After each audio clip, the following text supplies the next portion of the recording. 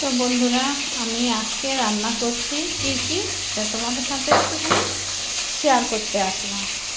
তো দেখো বন্ধুরা, এই যে কাতলা মাছ দেখতে পাচ্ছ, কাতলা মাছের ঝোল করব। এই যে পেঁপে, আলু আর কাঁচা টমেটো দিয়ে, আর পেঁপে আছে, পেঁপে আলু কাঁচা টমেটো দিয়েছি আর ফুলকপি দিয়ে মাছ দিয়ে মাছ ভাজা বসিয়েছি। এই যে ভালো হয়ে গেছে। হ্যাঁ, তো ঝোল করবো। তো দেখতে পাচ্ছ, বাবা এত ফাটছে কেন? কাতলা মাছ এত ফাটে নাকি? জল আছে না একটু, এই জন্য। তো আর একটা শাকের ভাজা করব। আর এই দিকে রেখেছি শিম ভাজা। শিম ভাজা করব।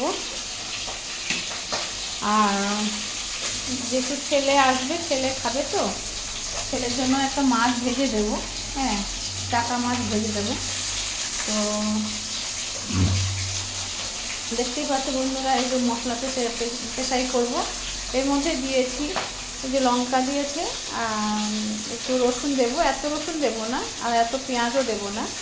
তো একটু রসুন দেবো, একটু পেঁয়াজ দেবো, একটু আদা দেবো, আর একটু লঙ্কা দেবো। এর সাথে কাঁচা লঙ্কা দেখতে পাচ্ছি, কাঁচা লঙ্কা সব দেবো। তার সাথে একটু শুকনো লঙ্কা মিশে দেবো। হ্যাঁ, আর রসুন এত দেবো না, পেঁয়াজও এত দেবো না। তো যাই হোক, আর চচ্চড়ি করবো। ওখানে আনাজ কুটছে, চচ্চড়ির আনাজ। তো তোমাদেরকে দেখাচ্ছি, এই যে চচ্চড়ির আনাজ কুটছে। তো চচ্চড়ির আনাজ কুটে, চচ্চড়ির আনাজ কুটছে। তো মাছের ঝোল করবো। তো বন্ধুরা, তোমাদের সাথে এইটুকুনি শেয়ার করলাম। আর এই যে ভাত বসছে, তো মাছটা একটু উল্টিয়ে দিই। এক সাইড ভাজতে, তো এক হাতে ফোন, এক হাতে রান্না কাজ, কী হয় কখনো বলো? তো ফোনটা তো মরেই যাচ্ছে।